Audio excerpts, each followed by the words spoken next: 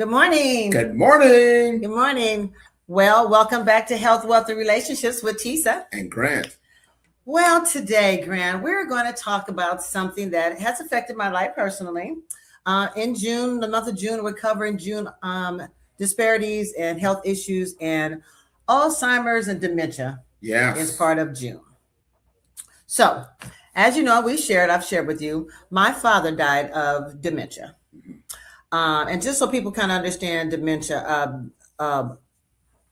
dementia is the umbrella. So it's like, what's the difference between Alzheimer's and dementia? Dementia is the umbrella. Alzheimer's is like a type of dementia. I always wondered that. Like, there's different types of Alzheimer's. There's dementia is one of them. Dementia is one of them. There's some others. Yeah, and I don't know about them, so don't ask. But that's the main one. That's the main one. And so it's under an umbrella of and these are brain dysfunctions and brain diseases, really, which is not a lot of research. So there's no cure or no specific cause that they've come up with to say this causes dementia. Just like cancer, it's probably it's on the rise. I don't know if it's. I know, like did you? Well, and did when you were younger, did we know about people who have dementia? I did not. I don't remember. Our older people back in my day, they were all on point. Like, it seemed like it. They lived longer. They might have had other problems, but they lived longer. I think because they just kind of grew up kind of old school and gardening and stuff like that. Like my nanny, which is my ex-husband's grandmother. She was just old and lived long, and she was so healthy. Yeah. You know what I'm saying? But I don't remember older people having dementia. Like, I don't remember saying, "Oh, my uncle had dementia," or "My great grandmother had dementia." I can't recall it, but I know more about it now, and I know personally people that have been afflicted with it. Yeah, definitely. So 7.2 million Americans age 65 and older. Now, 65. We're right around the corner, knocking on 65, but 65 and older are living with Alzheimer's. Yeah. That's a lot, 7.2 million. And some people get it even younger. It's starting to happen in their 50s. Starting to happen in their 50s. Mm-hmm. So it's a brain disorder, so there's no cure. So really, when you talk about Alzheimer's, it's really about looking at your mortality, on the mortality of that person. This is not something that's going to reverse itself. Yeah. It's not something that they grow as they can treat, and it gets better as they grow into it or whatever. Like, it can have it for now. It's not going to be having it later. It's actually a decline. And just really, the best I can describe is my father had it is a closing of the mind. That's an interesting way you said that, a closing, because everybody has some memory loss over time. You're not going to remember everything as clearly. Right. But this is a dramatic change, especially when you don't remember who you are. Yeah. Who you are, who your kids are, it gets to that point. To the point where your brain just closes, and to the point where you can't even remember to eat. Yeah. So that those dementia patients go into just a comatose state. They can, and it's different for men and women. I see, and women seem to live longer, but in that long, it's not a comatose state, but it's a state where they're not talking. Yeah. They might or might not be recognizing. So they're here, but it's a very zombie state, I want to say.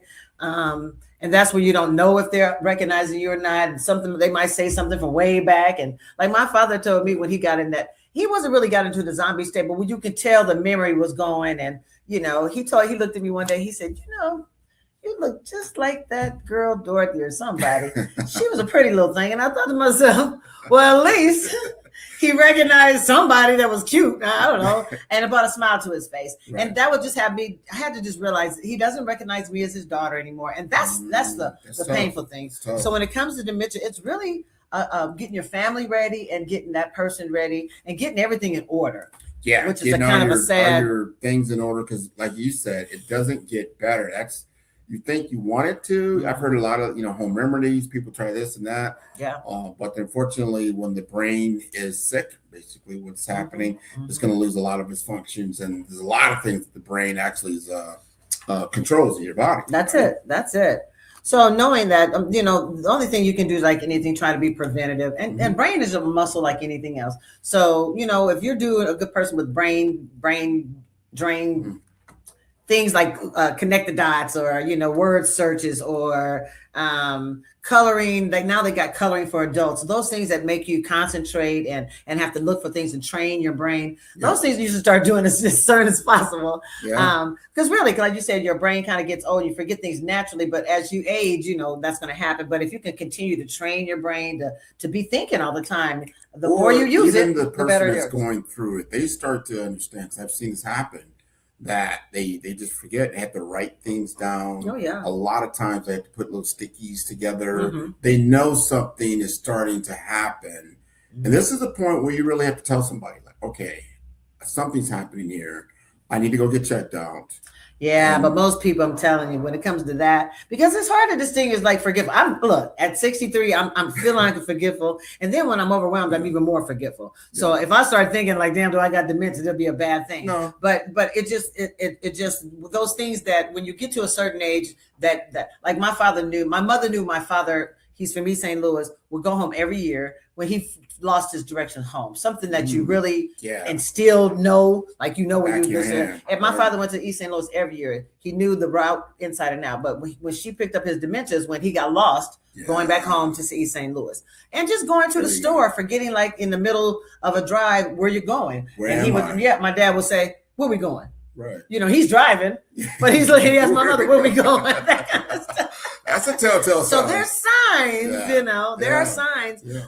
My girlfriend's mom, like I was telling you, she got lost. She had always been going to a certain location. Yep. She didn't come back from that location. We had to take her keys. That's when you have to say, okay, now you know where that place is. You know where home is, but you couldn't get there. Right. And they fight too when it's time to take them keys. Well, nobody wants to admit something like that. No, you don't. So they usually don't find it. You were telling me that, number one, there is no real cure that occurs. But you also said something that kind of affected me, is that you said it could be hereditary. Yeah, some of them are. Some of the dementias are, and they're just now getting around to finding studies. They got a new blood study now that's just come out recently about to take it to see if it's in the blood and how genetic it is, and if there's a certain thing in your blood system that rings true to that points to dementia. But there's tests. My sister, I think, took some kind of test when my father got diagnosed, and he's been gone for a while. So maybe 10 years ago, she took the test, and she said she didn't have the trait or whatever. And I think my girlfriend said the same thing, or whatever the blood test. It didn't say that they had it or was at high risk for it. But I don't know. I need to take the test. I'm gonna look that up, because I don't know. As I get older, what is forgetfulness? What is overwhelm? What is like dementia? So to your point, is something that, if you're doing something every day, like you forget how to make eggs. Right, that's right. Like and it does show up like that. Yeah. Like if I forget to my way home, I'll let you know. Say, look, we need to go check in. You should know how to get home. That kind of stuff. It really is that everyday stuff that you forget. Right. Yeah, my dad got so bad to a point where hallucinations are part of dementia. So just as a person has been through it, if you are suspecting your parent is like that, get them. There are tests that they can do, cognitive tests that they can take to see, and they'll check. And if they're thinking about older stuff rather than current stuff, that's a little bit of a sign. But mostly it's that routine stuff gets a little bit out of place, a little bit out of whack, and you'd be like, now, this information, so why are you asking me? Or you forgot to do something, they just are like adamant they did it, knowing you like, no, you didn't. I tell you one thing, my parents watch Jeopardy like every night. Oh, that's good. They said that they're making sure their memory is working very, very good. Like, we're gonna watch Jeopardy, and they get that, a lot of the answers right. I was like, wow, they better know. Training their brain. They're training their brain. They're just not just blindly watching TV. They're active. Yeah. That's good. That's real good. So again, continue to exercise your brain just like any other muscle you would. Just like your heart. We always talk about your heart, but your brain is a muscle too. That means get sleep. Your brain needs to rest, right? It's a muscle. You work every day. It's a muscle you work all day. So you got to think about it as a muscle. You don't work none of the other your muscles all day, every day, right? Yeah. But your brain is that muscle. So it needs to rest. So make sure you get good sleep. That's a good prevention method. For our younger generations, because they're always on their phone, they're always in front of some kind of digital device, and they're constantly, absorbing information. Are they shutting down enough? Before they get back at it again in the morning? Probably not. And then they're just data just getting going in their brains all the time. Are they processing the data? Is it just data overload? Because their access to the phones and the internet. If you're just on the internet, that's just data. That's just information. To me, that would be information overload. I would, I don't know how that'll affect in the long run, but your brain has to have focused information, not just information coming at it, because after a while it's going to be information overload. It's just like it's too much, and that's what happens when you're scrolling. You're not really you're just getting headline. You might stop for a minute and go deep. Most people are just just kind of just rolling through. I can imagine what our brains are doing, like stop, get off the phone, put the device you down. That headache. You gotta make take a look at that. So dementia. So takeaways, just in health wise, dementia is not normal aging. There's normal aging, and then there's dementia. So, so if you have, again, pay attention to some signs. If you have a parent, because they might be like, I'm just getting old. Some of it is age, but those things that they know, and that are just kind of out of whack, and they're putting salt when they should put sugar in recipes, those kind of things like that. Have them get looked at. Early conversations are the best. As soon as you can identify it and start making plans. The bottom line is, catch this. You got to know that they're not going to get better. That part. Memory loss is going to take place. So get them while they have the memories. Yeah. So that means if they don't have a will, get all that stuff while they're still cognizant of it and still within their right mind, as they say. If they don't have funeral plans, all of those, just get ready for that. Because what happens is when people have heart attacks, you can't get ready for it. But at least dementia, once you get the understanding that they're not going to get better, gives you time to get prepared. It's a slow death. And that's another really sad thing about it. Some goes years. My father started when he retired, like 67, he didn't die till like 80. And all that time, he just got worse and worse with the dementia. So that's years. And so when we talk about dementia, it's not just about the person passing. It's also about getting them ready while they can. And get ready for the inevitable. Not only just the funeral arrangements, but estates and wills and all of that stuff that's going to have to take place. And the earlier, the better. That you care for. So you're bringing us into the wealth piece of that whole thing, and it's so important to have all your ducks in a row. I love how you just said once you come to an understanding, you and the other individual, that this is a problem. This is not going away. Let's get all this stuff together. We can record a lot of your information, your memories, everything you have, especially when you got to go into a court of law. And you got to get certain things assigned. Who's going to have power of attorney? These things you want these things done before the person is incapacitated. Right. Before they lose that memory. Before they forget who you are. Yeah. Before they forget who you are, make sure you have all those things in it. Especially if you've got a big family. So that's what I say. As soon as you can identify and just be like, okay, and some level-headed person in the family says, we have to get ducks in order. If they're not, that's something my parents were good about. My mother and father had the policies. My mother wrote out how she wanted her funeral, who she wanted to sing, just like, we didn't have to do a whole lot. She was that chick in terms of planning. As the older I get, and it's so sad because I talk about my mother so much, and she was such a pain in the ass. But I'm turning. So many ways. I'm turning into my mother. It happens, right? Turning into my parents. That's that commercial, right? I am, but just some of my ways and just some of how I move, right? How I move. So, because somebody told me I can be a real beast when I'm putting on these events, and I was like, but then I go back and I look at all my pictures on, get my pictures digitized, and I'll see my mother. She's at a podium, she's speaking, she's talking, she's organizing, she's running shit. And I'm just there you are. This is me in 10 years. But I remember being real mean too, kind of back then. And sometimes, you just got to have that whip when you got to organize a lot of people. And I just have that attitude. It's kind of funny to me, but apple don't fall too far from the trees, they say. No. Well, it is what it is. Yeah. But the things that you got out of that is the things that got you prepared. You were prepared when the final hour, these things happen. Even today, we should all have a will. You should have these things. You should know where your important papers are. That's it. Another big thing is where the passwords are. You should write down. Oh my God, since everything's digital, right? Put the important passwords to bank accounts and things like that. Put them in a safe deposit box or somewhere that someone else knows how to get to it. because that happens a lot, especially these days. A lot of this information is digitized. How do you get a hold of it? Or like you said, you have time. Get yourself on those bank accounts as a co-signer. So if something happened to them, you are still, your name is on it. It's not just like, oh, this is only your mama's name. Now who had the power of attorney? You need, so like bank accounts, make sure your name is on it. So go ahead and put on as a, not co-signer, but a co-person on all those accounts. That kind of saves that power of attorney. But in terms of like estates and property and all that stuff, get all that stuff in writing, put all that stuff in trusts, so it can't get all probate and all that kind of stuff. That's a whole nother conversation, but put everything in trust. And so you can still have all the access to that stuff when they're gone. It's not like wrapped up in the courts and wrapped up in paperwork. Even though the person's still living, because of their situation, the state can come in like, well, this person is no longer of sound mind and body. You've heard that, of sound mind and body. Especially if the state is taking care of them. All of that. And then all of a sudden you lose control. And you do not want, especially if that is your loved one, that's your mom, your dad, whoever the relationship is, take care of these things early, once you really understand what's going on. And then you can, it could be a long ride. It could be 15 years or so. That's it. But you got to the early the better. The earlier the better. Yeah, because it's a decline. They're only going to forget more and more. So get them while they're getting good. Like they're getting them while they're remembering everybody, remembering you, remembering their situation.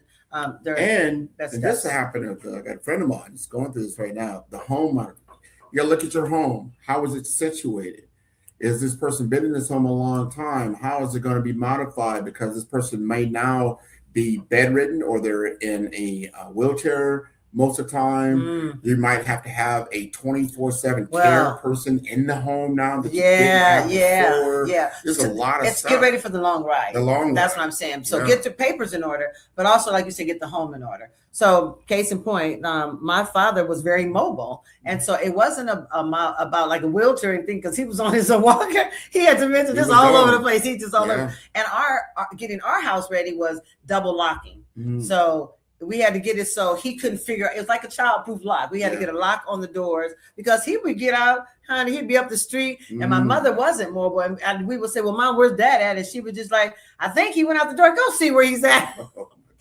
My father be up the block on his walker, just gone. And a lot of times you'll hear about mom left the house, they disappeared, they will walk away. They will. And so what happens is you have to either have funds for somebody, you move in yourself, kids move in, a caregiver 24 hours, because they get up in the middle of the night and get out the house too. They just, their minds is just somewhere else, and they're gone. So you got to have the 24. And if you can't afford that, then you have to look at that long-term care. And those are called memory cares. Yeah. Those are, again, I don't remember memory cares when we were coming up. I don't remember visiting nobody in a memory care. So I don't know if this dementia thing is, we got to look and see. There's a lot going on. Matter of fact, on my podcast this week, they have it's an application. Okay. But you can actually now monitor that particular individual. So if they go outside the perimeter zone, you are alerted. That's big. They do it. They got a couple of those now. Kind of like remember the old I can't get up falling thing.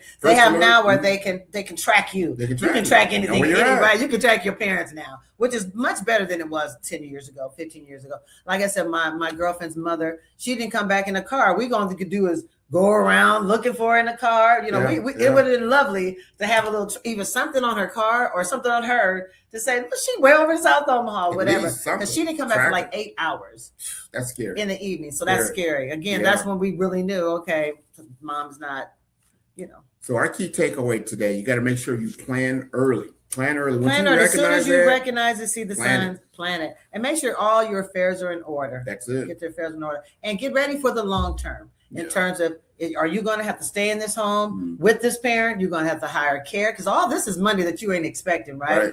This is when the state comes in, because if you do have to put them in the facility, the state will take all your parents' money in terms of any kind of finances they got coming in, any houses. They'll sell your home, because they have to take care of you, and it costs a lot of money. These memory cares. But they have to be in there long term. So they're long-term facilities where your parent might be in there 10 years, 15 years. And it all depends on their other health, right? What else is going on with them? But the bottom line is that those summers alone, because they wander. So you got to have a locked facility. You're going to pay for that. If they're getting around. Some people are in a wheelchair. And some people are in a wheelchair, they're not going anywhere.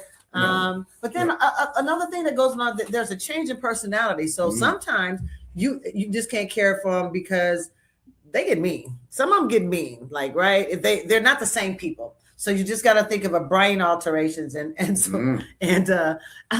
friend said his grandmother, some of these old people, some of the stuff that comes out of him. My father got a little more comical as he got worse. He would say some stuff that he normally wouldn't say. Yeah. And you're just like, that is not even because really, like, he started talking about my mom in a way like he would never say. Yeah. Like, I guess I better get on up and get it for her then, or she gonna keep, what? My father doted on my mother, right? So, but this is a funny story.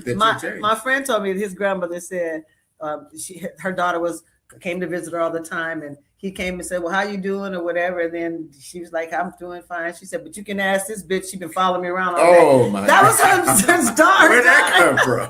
Well, again, they ain't the same people. And she was just a little more mouthy, a little more cussing, though, that grandma at that point. But she was talking about her daughter. She didn't recognize her daughter, but she knew she was somebody to follow her around. Yeah. Well, see, you brought us right into that relationship world, those emotional journeys. That was a journey that completely changed over time. Well, that speaks to the people who are going to be the caregiver. Get your mind right. Yeah. It is a very sad thing when your parents don't know you, right? Oh. So I had to really just get my mind right early. Like, he's going to, at some point, we already know he's going to forget us. So I was like, already get my mind right for one of these days, especially me living in here. My father was in Kansas City. I was like, I'm going to go down there. He's going to be like, who is this chick? So, but he didn't hear. He remembered me almost to the end. Like I said, I became Dorothy, the cute girl from the past. I don't care. I don't know. But I brought a smile to his face. And so you got to, don't take it personally, I guess. It's nothing they're doing intentionally, obviously. And it's just. So you went through that, you said that role reversal, While you were the child, they're the parent. All of a sudden, they're the child. You're the parent. That's it. How did that? Oh, and it's hard because they still fight you. They still will remember that they're the parent. They'll be like, "I'm the mom," and you be like, "I'm the dad." And you be like, "Yeah, but I still got to watch you everywhere you go." Yeah, it's hard. It's hard. It is very much a role reversal. But that really happens when your parents get older anyway, because they need you. Yeah. Right. They might be in a wheelchair. But so now they need you. So now you're an adult and they need you. Like, you kind of needed them as a child. And it's kind of like, you gotta, sometimes they ain't making the best decisions the older they get, or they get stubborn in their decisions, like their lifestyle. I'm not going to do it now. You can't tell me I'm the mom and I'm the dad. You'd be like, just do what you have to do. Really, it's just like they get real argumentative and fussy and fight with you. But yeah, it is kind of a little, because you're taking care of them when they're not making those decisions for themselves. And so yeah, it's definitely a role reversal. Yeah, definitely. That's got to be taxing on your nerves. So get your mind right. Get some therapy. Get your mind right. Take care of yourself as a caregiver. It really is. Support groups. There's a lot of support groups out there. There should be for dementia, because a lot of people are in this situation. There, even if they don't have dementia, just a caregiver of an older parent, they might have. You don't get a manual. They might have diabetes. This is the 1, 2, 3 to take care of people. Like, you gotta learn this kind of stuff, right? And the dementia, it's no fault of theirs, and they don't know the cure, and they don't know the why. So if you're in this situation, always just keep the dignity of that person in mind. Right. That's still your parent. They're still somebody you should always respect, even though they're acting like a child. Either they're fighting with you and not making good decisions. I still remember the day I went to visit my grandmother in the hospital, and she didn't remember who I was. And I'm gonna tell you, that really affected me internally. It does. Get your mind right. You don't know who I am. Like, I'm your favorite. Right. I was like, I did not like that situation. No. I took it personally, and I shouldn't have. Yeah. Because but you're like, wow, she does. You're like, what you think about her daughter? Saying, did you know her daughter? You're a grandkid. Grandkids, you kind of special. I thought it was. And you were. I was special, but it was it's a realization of what she was going through. Now, she didn't have it very long before she eventually passed. But when you get to that point, again, that memory loss is something as you go through that, and then you realize, you've got to make. It's more than memory. It's your mind closing up, because they forget not only memories. At the end, they forget how to eat. Yeah. So usually most people who have dementia, at the end of the days, they stop eating. And that's really because they forgot how to eat. Like the mind is not saying, okay, I'm hungry, get some food. That mind is swiveled to the point where now they're there. It's a vessel. They're kind of, like I said, very zombie state. Once they forget to eat, then the body starts to shut down. So that's another true sign that it's at the end. Yeah. And like I said, my father lasted 4 or 5, seemed like a week to me. My sister said it wasn't, but that was it. Lasted a long time. And so sometimes they can go quick and sometimes they can go fast, but get your mind ready. And listen, like I said, Lisa gets you ready to know they're going to be passing. They're not going to remember me. Instead of just like the heart attack, you ain't ready, and then you're like, oh my God, I gotta process the death. Yeah. At least you can get your mind ready, because it ain't quick. It's usually a long process. Gradual, but you got to adjust your life. You got time to adjust. You got to. There's a lot that has. So it says here, and I love this statement right here: no family should walk this journey alone. No. It's not something you're used to or you've done it before. It's new. Yeah. And so you need to talk to other professionals that know what's it take, the support system, take a look at what's going on. I've got some friends that had to go through these. They had to make major adjustments, but they did it. But over time, it was quite taxing. Yeah, because nobody thinks about taking care of their parents. I didn't think about that when when you think I'm gonna get married, have kids, I'm gonna be living my life. Nobody thinks, oh yeah, I gotta take care of mom or take care of daddy. Mm-hmm. So over half the people in the world now are taking care of a parent, one or the other, or both. Yeah. But moving back home or whatever, that's a real thing, and you don't think about that. So again, if you have a family and you got parents that aren't necessarily super healthy, that might be part of your journey. At least being able to be proactive and finding them a place and that kind of stuff. But it's going to cost you. Yeah, it's going to cost you time. It's going to cost you, and it's going to cost you heartache. But again, the earlier you start these things, and then as a caregiver, take care of yourself. Absolutely. Take care of other caregivers. You see somebody taking care of a parent with Alzheimer's, help them out. Sit with the parent. If you can give some time so they can get away from the parent and get some me time. Yeah. Help them out. Care for the caregiver. Yeah. Because people forget about the caregiver, and you're locked in. Like I said, if you're that 24-hour person who's really trying to do right by your parents, my girlfriend did that as long as she could at home. But then you just get to a point where you can't. They leave in the middle of the night. You can't be home all the time and all that kind of stuff. No, I'm glad you brought that up. Yeah, because I took care of my other grandmother to a point where we both realized, okay, now it's time to move to a different location. Yeah. Because it was the situation had changed dramatically. You'll know when you get to that point, okay, I can't do this by myself. Right. And there's a lot of organizations you can reach out to that fit your situation. They'll bring in a caregiver, whether it's going to be 8 hours a day, 4 hours a day, 12 hours, 24 hours, but you have to reach out. It's going to cost you.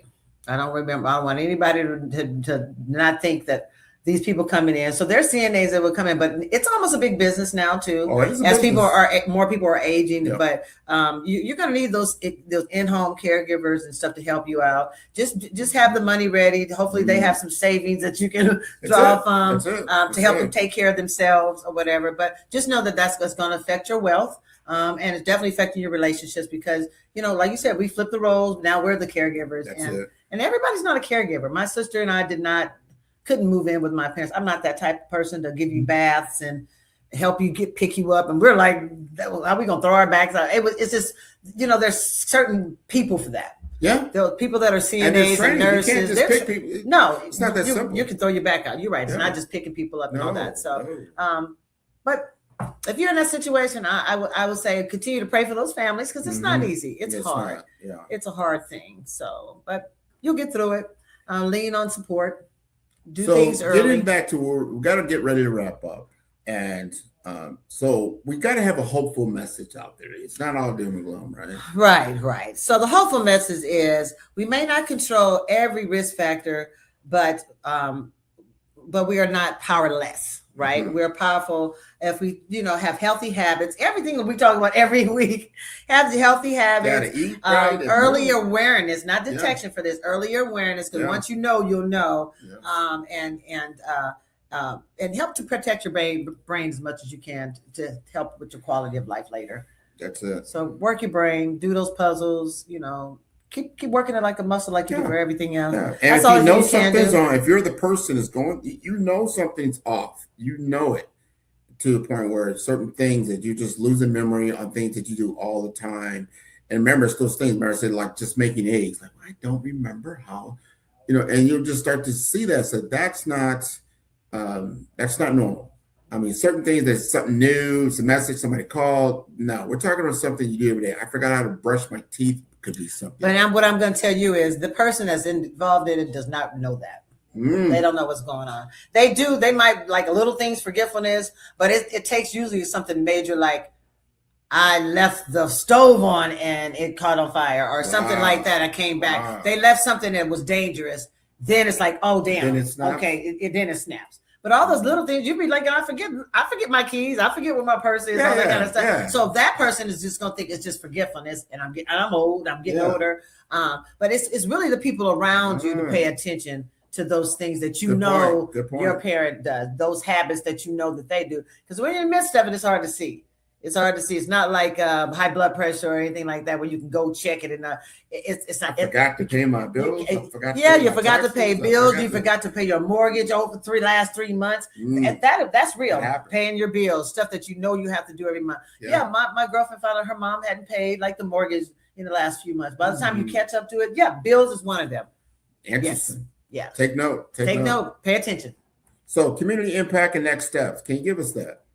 Well, our community impact, I want to remind people as we are moving and grooving and expanding, we're trying to bring that information to the table, to your person. So again, Pink Lotus will be partnering with the Urban League. Yeah. So just listen out and we'll continue to update you we'll have some hands-on extensions of what we talk about so people can really get it and practice it and make it second nature instead of just getting the information. So I love that. Right. Look for that. Look for that later. Shout out to the Urban League. We want to make sure that we are bringing everything to the table. So we know that Alzheimer's, as we know, dementia is a part of Alzheimer's. It affects your memory. But that should never diminish your dignity, as you talked about, the compassion, the hope that we have. And together we can support families are going through this. We can educate our communities. That's what we're talking about now. And we're going to continue to advocate for brain health awareness on the health, wealth, and relationship. So that's it. And always remember to eat right and move. We got to do those things. I'm telling people, it does not change. Remember, if you want to be a guest on health, wealth, and relationships, reach out to Tisa. Go to the website over there at Pink Lotus projectne.org. Thank you. And everything's right there. Reach out to us. We'd love to have you on the show. So we're going to continue to educate our community around these health issues. Thank you so much for tuning in. Take care. Peace. Hey. Imagine waking up with more energy, a peaceful mind, and relationships that grow stronger every day. That is the vision Tisa Harden and Grant McGaw want to help you achieve. And it all starts with simple, practical steps you can take this week. On health, wealth, and relationships, every episode brings you real stories and trusted experts. Tisa and Grant focus on 3 tactical steps each week. Small, doable moves that protect your health, grow your savings, and bring you closer to the people you love. No complicated rules, just real progress. Try a clinic-to-kitchen swap to boost your energy. Start a money buffer habit that quietly builds your financial confidence. Or try a 1-minute exercise that helps you reconnect with your partner. These quick wins are not chores. They are steps toward a better life. People who try just one intentional step report more energy, less money stress, and evenings full of laughter again. Join Tisa and Grant. Start small, live bigger. Tune in every Thursday at 10 a.m. on Facebook, LinkedIn, and YouTube, and subscribe.